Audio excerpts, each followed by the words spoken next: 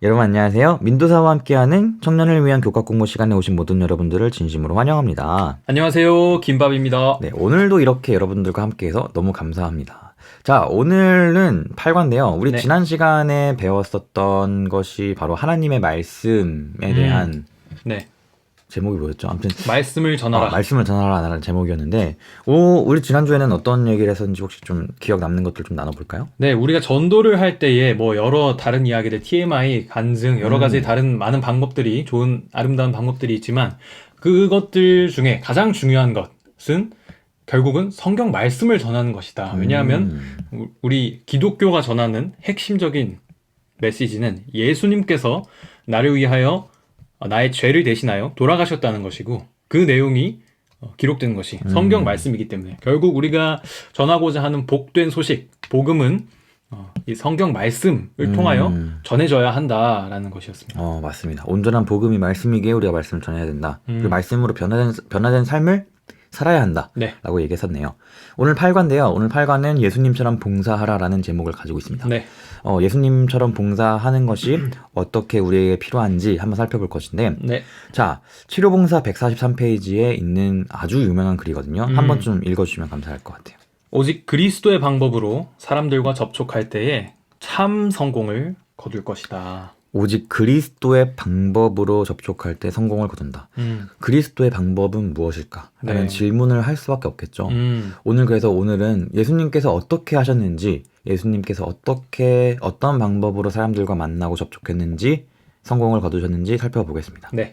자, 첫 번째 질문 이거네요. 아무리 급하더라도 순서대로 해야 하는 일이 무엇이 있을까요? 순서를 무시했다가 고생했던 경험이 있나요? 라는 질문이거든요. 네, 제가 간호학과를 다닐 때 간호학과는 실습 실기 시험을 봅니다. 핵심 간호술기라고 해가지고 병원에서 간호사로 일을 하게 됐을 때 할 줄 알아야 되는 것들. 네. 예를 들면 뭐 주사도 놓을 줄 알아야 되고 뭐 이것저것 할 줄 알아야 되는 게 여러 개 있거든요. 많이 있습니다. 이제 그런 것들을 학교에서 뭐 주마다 실습 시험을 보고 그러는데 그때 정해진 순서들이 다 있거든요. 뭐를 먼저 하고 뭐를 나중에 하고 네. 먼저 소독을 하고 주사바늘 찌른다든가 네. 뭐 그런 것들이 있어요. 가장 먼저 이 한 거의 20개 가까이 되는 핵심 술기들 중에 술기들 모두가 네. 다 1번은 똑같은 걸로 시작해요. 첫 번째 이걸 뭐 어떻게 한다. 첫 번째 뭘까요? 첫 번째? 생각나겠어요. 요즘 같은 시대에 아주 손 씻는다? 그쵸. 무조건 손을 먼저 씻고 시작해야 됩니다. 모든 뭘 하더라도 무조건 자기 손부터 먼저 씻고 시작하거든요. 뭐 약을 만지든 사람을 만지든. 그래서 이거를 지키지 않으면 손 안 씻고 시작하면 그냥 끝까지 막 20분, 30분 내가 열심히 아무리 다 했어도 탈락 이렇게 돼버리는 거죠. 왜? 제일 처음에 손을 안 씻었어. 그러네요. 신기하다. 그런 어떤 순서의 중요성을 느낄 수 있는 시간이었습니다. 저도 들으면서 생각났던 게, 저도 처음에 운전을 할 때 전 몰랐었거든요. 근데 로타리라고 하죠. 이렇게 둥글게 이렇게 막 이렇게 진입로가 회전교차로. 있고 회전 이렇게 돌아가는 거 있잖아요. 네. 그때 저는 그냥 내가 가면 되는 줄 알았는데 들어오는 차가 있으면은 그냥 멈춰 섰다가 기다려야 된다 하더라고요. 그래서 이미 진입한 차가 우선이다. 네, 그냥 들어오고 있는 차가 있었는데 제가 막 들어가려고 한번 했었는데 엄청난 뒤에서 그 클락션을 들었던 적 있어요. 그러니까 순서가 있는데 순서를 무시했다가 굉장히 내가 왜 그랬지? 이렇게 또 고생했던 네. 뭐 간단한 경험이 있는데 아무튼 순서라는 걸 지키는 건 굉장히 중요한 것 같아요. 자, 깨닫기 갈 건데요. 예수님의 전도는 어떤 순서를 가지고 했을까? 한번 살펴보도록 하겠습니다. 네. 자, 예수님께서 사람들을 대하시는 자세를 살펴볼 거예요. 예수님께서 이 땅에 살아가실 때 되게 많이 비난도 받으셨거든요. 사랑도 받으셨지만 그 비난의 가장 큰 이슈는 무엇이었을까? 유대 땅에서. 그 질문이에요. 가장 비난을 받았던 이슈는 무엇이었을까? 많은 비난을 받으셨던 것 같은데. 네. 뭐 밑에 답이 좀 있긴 하죠, 사실. 네. 밑에 답을 보면 죄인을 영접하고 음식을 같이 먹는다. 네. 죄인들과 세리들 그런 사람들을 만났던 거. 좀 맞죠? 이렇게 하층민, 멸시받는 그런 사람들이랑 놀고 약간 이 제사장들이랑 놀고 맞아요. 그래야 되는데 본인이 메시하고 그러면. 맞아요. 근데 약간 이 희정 잡배들이랑 어울리는 그런 모습이 굉장히 불만스러웠던 것이죠. 비난을 받으셨던. 그래서 많은 종교 지도자들과 서기관들에게 많이 욕을 먹었는데 그러니까 예수님의 자세는 포용이었어요. 다 받아주고 다 영접하는 그런 게 예수님의 자세였고 네. 종교 지도자들 같은 경우는 배척에 가까웠죠. 네. 완전 우리가 아니면은 완전 딱딱 벽을 치는 느낌이랄까요? 예수님은요, 자신을 소개할 때 나는 세상의 빛이다 라고 했어요. 나는 세상의 빛이다. 그래서 예수님은 빛으로서 죄를 피하지 않으셨습니다. 왜냐하면 만약 어둠을 피한다면 그것은 죄가 아니죠. 어둠이 두려워서든지 어떻든지 간에 어둠의 특성이 어떠하든지 간에 어둠을 피한다면 빛이 아니에요. 왜냐하면 빛이 어둠을 두려워할 이유가 전혀 없거든요. 그렇죠. 그래서 예수님은 빛으로서 어둠으로 표현되었었던 죄인들, 그런 사람들을 피하지 않으셨죠. 근데 되게 신기한 거는요. 마태복음 5장 13절부터 한번 좀 읽어주시면 좀 좋을 것 같아요. 밑에 있는 성경줄. 너희는 세상의 소금이니 또 네. 너희는 세상의 빛이라. 예수님께서 이거는 너희, 즉 우리들에 대해서 얘기할 때 너희는 어떤 사람이야.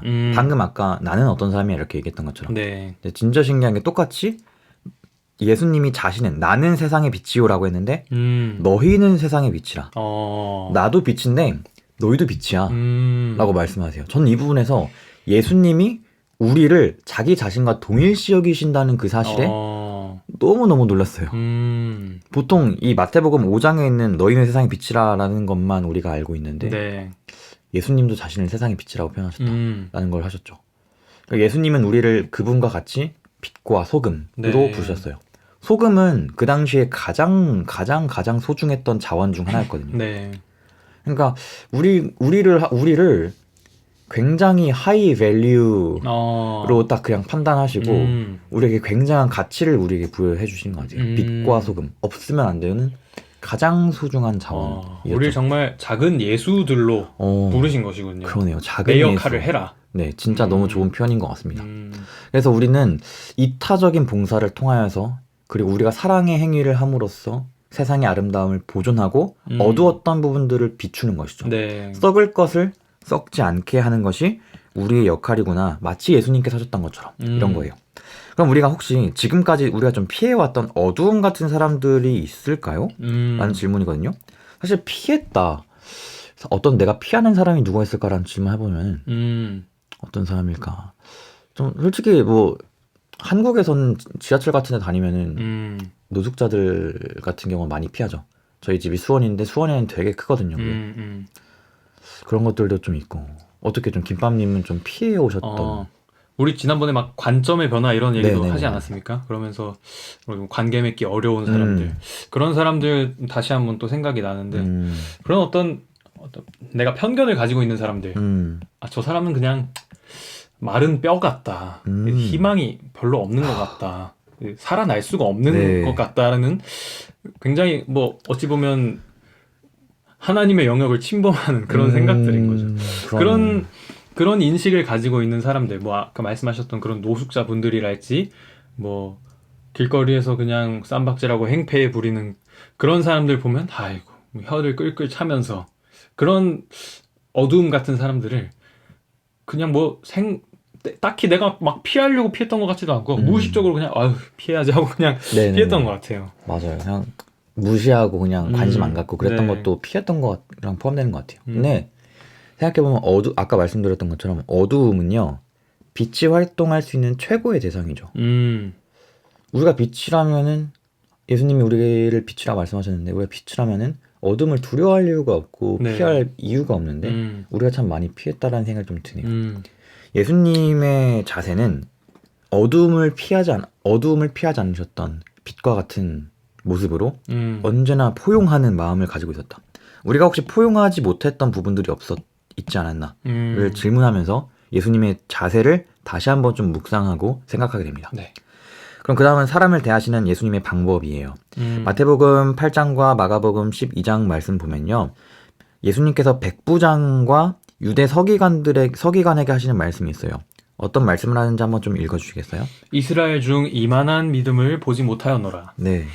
내가 하나님 나라에서 멀지 않도다. 이게 어떤 건가요? 지금 이 두 사람에 대해서 어떻게 평가하고 계신 건가요? 이야기가요? 네. 백부장은 본인 이제 아들이 아팠던 네, 그런 맞아요. 경우였죠. 맞아요. 아파서 예수님한테 좀 낫게 해달라고 하는 거였는데 예수님, 저도 남의 아래에 있는 사람이고, 저도 남이 명령하면 그냥 그대로 이제 수행하는 사람인데, 네. 예수님도 굳이 수고하지 마시고, 그냥 말씀하시면 저희 아들이 낫겠습니다. 이렇게 네. 했더니, 이런 믿음을 본 적이 대단합니다. 없다. 이렇게 말씀하셨던 것이죠. 맞아요. 네. 사실 그 백부장도 그렇고요. 백부장은 로마 사람이었고, 유대 서기관은 아까 말씀드렸던 것처럼 되게 종교 지도자들, 굉장히 예수님과 적대적인 관계였거든요. 네. 둘 다 사실은 굉장히 예수님과 좀 뭐랄까, 예수님과는 좀 반대의 무리였던 네. 부류의 사람들이었거든요. 근데 이 사람들에게 어떻게 대하시냐면, 어떤 방법을 대하시냐면, 이 사람들의 모습을 보고 행동과 말 듣고 칭찬하세요. 엄청난 칭찬하세요. 야, 너 이스라엘에서도 이만한 사람 없는데. 야, 너 진짜 하늘나라 가겠다. 예수님이. 그렇게 말씀하신 칭찬을 보는데, 이 말을 듣고 백부장과 유대 서기관은 어떤 감정이 좀 들었을까요? 이런 칭찬, 큰 칭찬을 들었는데, 그들의 어떤 믿음에 대해서 예수님께서 다른 어떤 분도 아니고 믿음의 대상인 예수님께서 그것을 인정해 주시는 것을 보았을 때 굉장히 감사한 마음이 들었을 것 같고, 네. 기분이 되게 좋았을 것 같아요. 맞아요. 진짜 좋았을 것 같아요. 마음이 완전 확 열렸겠죠. 예수님 진짜 좋은 분이시고 관심 많이 갖다가 그런 말 들으면서 마음이 확 열렸을 것 같은데, 네. 진짜 칭찬하고 인정하는 거. 우리 막 사랑의 언어에서도 얘기했잖아요. 인정받는 언어. 그것이 우리가 참 큰데, 정말 특별히 남자들에게도 그렇고 정말 엄청난 것이거든요. 그렇죠. 남자들에게 굉장히 네. 이 방송을 청취하고 계시는 여성분들이 계시다면 진짜 인정해줘요. 옆에 있는 분 인정만 해줘도 신이 네. 나가지고 막 그쵸. 더 열심히 하고 막 그쵸. 엄청 그랬을 거예요. 아무튼 막 그렇고요. 그래서 칭찬은 그들의 마음을 복음을 향해 열리도록, 마음이 활짝 열리도록 했던 게 바로 칭찬이었어요. 네. 예수님이 사람을 대하시는 방법은 무엇이었는가? 굉장히 긍정적인 칭찬을 하고 이렇게 다가갔었죠. 네. 이사야 42장에는 이렇게 나옵니다. 상한 갈대를 꺾지 아니하시며 꺼져가는 등불을 끄지 아니하신다. 예수님은 사람들을 은혜로 대하셨고, 구원과 진리를 찾아 나온 사람들의 마음에 상처를 주거나 작은 믿음의 불씨를 끄지 않으셨어요. 예수님은 그 작고 뭔가 믿음이 부족한 사람들을 대상으로 굉장히 온유하고 굉장히 그러한 뭐랄까 사랑의 방식으로 대하셨던 모습을 볼 수 있어요. 근데 그런 거 보면은 우리 교회 내에서 상처받아서 떠난 사람들이 굉장히 많죠. 대부분 사실 그런 것 때문에 떠난 것 맞아요. 같더라고요. 다 관계적인 부분. 저희 누나도 그런 부분에서 상처를 되게 많이 받았었던 기억이 많이 있고, 네. 참 가슴 아픈 일인데, 우리가 예수님께서 사람들을 대하셨던 방식을 보면은 어떤가요? 우리가 진짜 이 작은 사람들, 믿음에 네. 있어서 연약한 사람들, 아직 예수님을 온전히 믿었다고 얘기하기 어려운 사람들에게 어떻게 대하셨는지, 우리의 모습을 참 돌아보게 되고, 네. 우리가 어떻게 대해야 되는지 많이 생각하게 되는 것 같아요. 그래서 어쩔 때는 이 질문 참 중요한 것 같아요. 우리가 전하는 기별의 내용보다, 우리가 진리를 전한다고 하지만 그것보다 그것을 전하는 방법이 네. 때론 더 중요할 때가 있을 것 같아요. 왜 그럴까요? 제가 갑자기 떠오르는 어떤 이야기가 있는데, 우리가 방금인가요? 우리 지난주인가요? 우리 말씀에 대해서 하나님의 어떤 빛으로 등불로 이야기를 하지 않습니까? 네. 그 빛인 하나님의 말씀을 전할 때에 우리가 가진 어떤 진리의 여러 가지 종류들이 있잖아요. 우리가 가진 말씀들 중에 예를 들면 뭐 기별들이 어려운 기별들도 있지 않습니까? 네. 하늘 성소, 네, 그쵸. 조사 심판, 뭐 죽은 자의 상태, 뭐 혹은 뭐 음식이라든가 맞아요. 여러 가지 어려운 많은 거예요. 우리가 가지고 있는 기별들이 있는데, 그런 것들을 이제 우리가 빛인 이 진리의 말씀을, 진리의 빛을 어떻게 전해야 하는가, 그것에 대해서 저는 이러한 이미지를 사용하기를 좋아하는데, 그 빛은 사람 얼굴에 대고 쏘려고 있는 것이 아니라 주의 말씀은 내 발의 등이요 내 길의 빛이니다라고 했지 않습니까? 사람의 앞길을 밝혀주는 데 사용해야지 그것을 가지고 비춰주려고 하는 거구나. 그렇죠. 그것을 가지고 사람의 얼굴에 대고 눈에 대고 쏘아버리면 오히려 실명하게 되고 시력을 상실하게 되고 인상을 찌푸리게 되는 그러네요. 그런 결과를 낳게 되는 것이죠. 그래서 우리가 이 기별을 전하는 내용들, 분명히 우리가 이 귀중한 기별이지 않습니까? 조사 심판, 네. 뭐 음식도 다 맞아요. 소중한 기별들인데, 그것을 어떻게 전할 것인가, 그것을 마치 우리가 손가락질 하듯이 네. 너 그렇게 살면 안 되지 이런 식으로 전할 것인가, 아니면 사람의 앞길을 밝혀주고 사람이 그 길을 따라 행할 수 있도록 도와주는 용도로 사용할 것인가. 그렇게 우리가 이 진리의 기별을 전할 때에 네. 우리가 정말 사랑의 마음으로, 사랑의 동기로 그러네요. 전하는 것이라고 할 수가 맞아요. 있겠죠. 사랑의 동기. 우리가 일과에서 전도해야 되는 이유가 다양하게 등장하면서 결국 마지막에는 그것이 그리스도의 사랑이 우리를 강권하셔서 사랑의 동기로 하지 않으면 안 된다라고 얘기했거든요. 만약 우리가 사랑의 동기로 진짜 그 사람을 사랑하는 마음으로 한다면 우린 그 듣는 사람을 고려할 것이고 듣는 사람들이 잘 받아들일 수 있도록 그 사람들을 고려하고 배려하고 자연스럽게 진지하게 조심스럽게 다가가게 될 것 같아요. 네. 그러니까 우리가 진리를 전해야 돼라는 그런 뭐랄까 진짜 무사 같은 정신으로 막 이렇게 막 하면은 좀 뭐랄까 그것만 강조해서는 좀 안 될 네. 때가 있다라는 거예요. 아름다운 말씀인데 되게 아름답지 않은 난도질을 방식으로. 당해버리는. 그러네. 아름다운 방식을 우리가 전해야 될 것 같아요. 네. 그러면서 우리가 말하거나 하는 것들이 좀 습관들은 어떤지 좀 도와봤으면 좋겠어요. 우리가 말하거나 할 때 좀 날카롭게 말하지 않는가. 네. 어떻게 좀 바뀌어야 할까요? 저도 말로 뭐 상처를 받기도 받지만 다른 사람들 상처 주고 의도하지 않았던 어떤 말들로, 심지어는 어떤 부드러운 방식으로 말을 한다고 하더라도 상대방이 받아들이는 상황과 컨텍스트가 또 있지 맞아요. 않습니까? 맞아요. 아직 마음의 준비가 되지 않은 사람에게 내가 말을 한다, 혹은 뭐 여러 가지 뭐 아무튼 그런 방식으로 제가 상처를 주었던 그런 경험들도 돌이켜 보면 우리가 진리를 전하는 방식에 있어서도 아까 말했듯이 진리의 말씀을 어떤 진리의 방법으로 그렇게 전하는 것이 굉장히 중요할 것 같습니다. 맞아요. 저도 사실 말하는 습관이 절대, 저번에도 말했지만 절대 모든 사람한테 그러지 않고요. 가끔 몇몇 편한 사람들한테는 좀 막 뭐지 팩트를 막 날리고 그러는데 네. 저도 좀 미안한 마음이 있어요. 뭐 다 그분들도 장난이란 걸 알기 때문에 네, 뭐 네, 그쵸. 장난스럽게 다 얘기하는 거죠. 그래도 그러다 보면은 많이 그렇죠. 익숙하게 나올 수 있을 것 같아요. 맞습니다. 자, 그다음 예수님의 치료 봉사인데 우리는 매일 육체적으로, 정신적으로, 정서적으로, 영적으로 필요를 가진 모든 사람들을 만납니다. 온갖 사람들을 만납니다. 예수님은 우리를 통해서 그들의 필요를 채워주고 싶어 하신다라고 얘기하고 있어요. 그러니까 주변에 보면 되게 외로워하는 사람들, 슬퍼하고 마음에 고통이 있는 사람들이 진짜 많다는 걸 많이 느끼거든요. 대화해보면 다 그런 걸 가지고 있더라고요. 네. 근데 우리가 그들에게 관심을 가지고 그들이 가지고 있는 필요, 그들이 필요한 기쁨, 소망, 비전, 꿈, 희망, 그런 것들을 채워줄 수 있도록 우리가 관심을 가지고 해야 된다는 것이겠죠. 네. 사실 예수님을 보면요, 직접적으로 말씀을 전하는 것도 많았거든요. 근데 그것뿐만이 아니라 치료하시고 먹이시고 다양한 방법들, 사람들의 필요를 채우는 방법들을 굉장히 많이 실천하셨어요. 네. 예수님은 왜 직접적인 전도보다 그런 것들을 먼저 하셨을까라는 질문이거든요. 어떻게 생각하세요? 예수님이 결국은 사람을 구원에 이르게 하기 위하셨을 텐데, 위해서 그런 모든 것들을 하셨을 텐데, 그렇다고 좀 사람들한테 늘 말씀 읽고 예수 믿고 구원받아라 이것만 하지 않으셨다는 것이죠. 결국 우리의 필요를 채우는 뭐 음식을 주기도 하셨고, 병에 걸린 사람을 낫게 하시고 하셨고, 그런 모든 것들을 하셨는데, 이런 모든 것들을 하시는 예수님의 모습을 통해서 결국 우리의 어떤 전인적인 존재에 관심을 갖고 계시는 예수님의 모습을 확인할 수 있는 것 같아요. 구원만 받으면 땡이지, 뭐 니들이 어떻게 살든 지금은 중요한 게 아니야, 뭐 이런 어떤 입장을 가지신 게 아니었다는 것이죠. 우리가 지금의 삶에서도 행복하게 살기를 바라시는 것이 예수님의 마음이었고, 그것을 위해서 병에 걸려서 고통받고 신음하는 사람들에게 특별히 예수님이 자신의 그 짧은 사역 3년 반이라는 그 한정된 시간 속에서도 그 일에 그렇게 많은 시간을 활용하셨던 것이죠.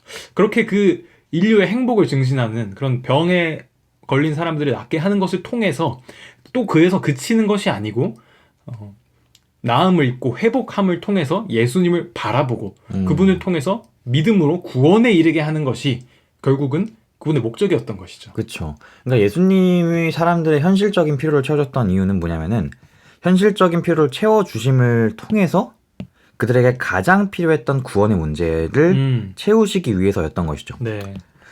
그러니까 현실적인 필요는 뭐 스스로 해결할 수 없는 다양한 삶의 영역들의 문제들이 있겠지만 그런 것들을 해결해 줌으로써 그렇게 함으로써 궁극적인 필요였던 하나님과의 개인적인 관계와 구원을 이루시기 위해서 이렇게 하셨다라고 네. 하시는 거죠. 예수님이 병자들을 고칠 때 죄사함을 받았다라고 많이 말씀하세요. 네. 작은 자에 안심하라. 내 죄사함을 받았느니라. 일어나라고 하면서 딱 일어나고 중풍병자 고치실 때 네. 예수님 병자를 고치실 때 죄사함을 받았다라고 말씀하시는 그 이유는 뭐냐면은 결국 그 병을 고침을 통해서 가장 궁극적인 예수님의 소원이었던 그 사람의 구원, 육체적인 회복뿐만이 아니라 영적인 회복도 영적인 필요도 채우고 싶으셨던 것이 바로 그런 모습을 통해서 나타난 것이죠. 네. 예수님이 치료를 하시면서 설교도 하시고 가르치시고 하나도 빠뜨리지 않으셨거든요. 먹이기도 하시고 네. 하나님은 그러한 현실적인 필요를 통해서 가장 깊은 필요를 채우려고 하셨던 분이구나. 그래서 예수님의 전도는 먼저 사람들의 현실적인 필요를 채운 다음에 영적인 필요를 채우는 방식이었다라고 하는 네. 이 깨닫기를 우리가 지금까지 배울 수 있었던 것 같아요. 자, 그 다음에는 행하기를 넘어갈 건데요. 영적인 진리를 제시하기 전에 예수님의 방법에 따라 자비와 국률의 마음으로 사람들의 필요를 채우기 위해 노력한다는 질문이에요. 그런 행하기 파트예요. 네. 예수님에게 중요한 문제는 무엇일까? 우리 마태복음 25장에 양과 염소의 비유가 있죠. 이 이야기는 뭐 간단하게 말씀드리자면은 예수님께 우리 주변에 있는 도움이 필요한 사람들에게 도움이 되어야 한다라는 네. 것이고 우리 주변에 있는 도움이 필요한 사람들을 우리가 예수님 대하듯이 사랑하는 마음으로 소중하게 대해야 된다라는 표현을 하고 있는 거거든요. 네. 그러니까 예수님이 마지막 때에 살아가는 우리 그리스도인들에게 찾으시고 있는 특성이 바로 그것이죠. 주변에 있는 사람들, 우리 옆에 있는 아까도 얘기했었던 것 같은데 뭐랄까 우리 주변에 있는 온갖 필요를 가지고 있는 사람들을 네. 우리에게 보내주시고 우리가 만나게 되는데 그때 우리가 그 사람들의 필요를 채우기 위해서 봉사하는 것이 진정한 기독교의 모습이다 네. 라고 하는 것이고 우리가 채워야 되는 것이 예수님께서 먹이시고 했던 것처럼 육체적인 필요만을 채우는 것이 아니에요. 네. 육체적인 필요도 채워야 하지만 영적인 필요, 즉 영적으로 우리의 모든 치유책이 되어주시고 해결책이 되어주시는 그리스도 예수님을 채워드리는 것도 네. 정말 중요한 것이겠죠. 그런 의미에서 우리가 우리 주변에 도움이 필요한 사람들이 누가 있는지 생각하고 파악하는 게 되게 중요한 것 같아요. 그런 의미에서 우리가 우리 지역교회가 위치한 지역의 현실적 필요는 무엇일까? 한번 이야기를 나눠봤으면 좋겠어요. 네. 그리고 우리 소그룹, 우리 지금 모여있는 이 소그룹이 우리 지역사회를 변화시키기 위해서 할 수 있는 작은 일들은 무엇이 있을까? 라는 질문들이 있습니다. 혹시 뭐 이 부분에서 좀 우리 함께 얘기 나누고 싶으신 거 있으신가요? 아닙니다. 뭐 여기 네. 결국은 굶주린 사람에게 또 양식을 주고 헐벗은 사람에게 옷을 주고 네. 그런 것들이 예수님이 아까 민도사님 말씀하셨듯이 마지막 시대에 이 그리스도인들에게 찾으시는 특성이라는 점에서 오늘날 우리 시대에 던지는 어떤 큰 물음이 아닌가, 묵직한 질문이 아닌가 생각이 듭니다.